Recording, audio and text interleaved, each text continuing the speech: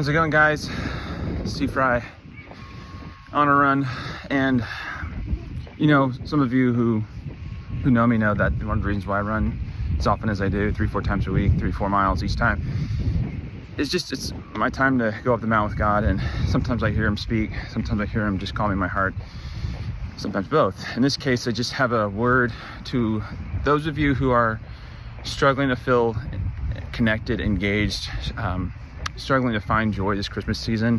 I'm not just speaking to those who have endured the loss of a loved one like a child. I'm speaking to anyone who, regardless of circumstance, that find themselves burdened and almost stressed that they can't really find contentment and comfort this holiday season. There's so many different reasons why we sometimes feel like we're on the outside looking in with that, but I just want to remind everyone that joy is not self-pleasure. Yes, it is a choice. It is a choice to recognize elation, but joy is also one's willingness to be present in the moment. That's just as much a part of what joy is. And I think, and I'm speaking to me more than anyone else really, because sometimes when I feel overwhelmed, I feel the need to withdraw and self-soothe, self-preserve, stuff like that.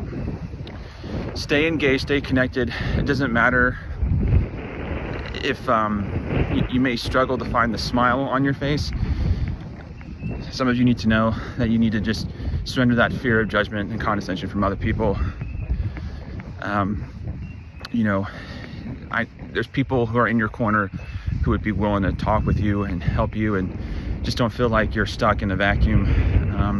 Don't just assume that people are not wanting to be there for you, I guess is what I'm trying to say. But going back to joy, the word shadow also has popped into my spirit, and I think that we've gotten used to, especially in this decade of disorientation, we've gotten used to living in certain shadows, and we don't like being in the shadow, but it's like we've almost gotten used to it in certain ways. And so I'm reminded of James 1:17.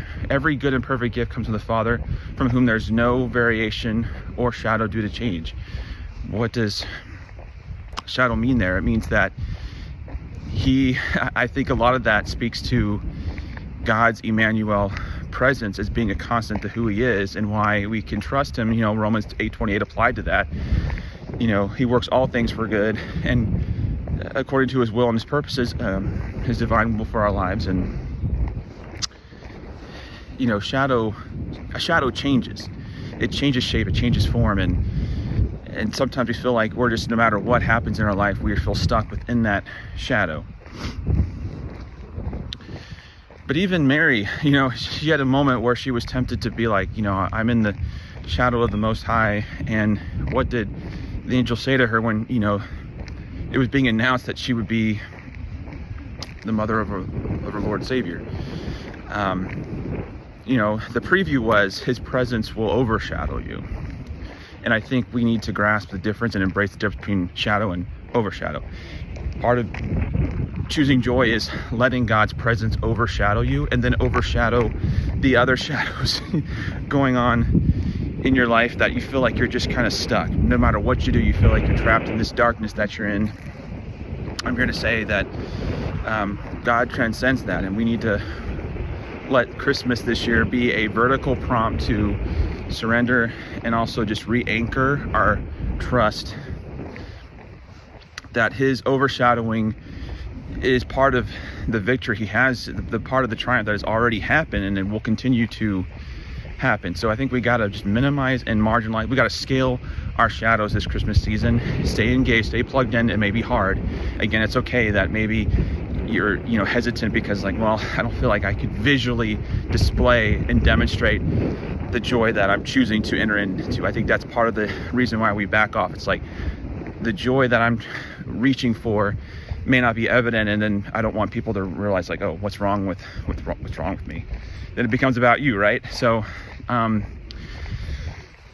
again, speaking to myself, I just feel like some people needed to hear this, and this is where I'm choosing to dwell the next 9 days heading into the big day. So hope you got something out of that. If not, Love you as always, and I'll catch you on the fry. Peace.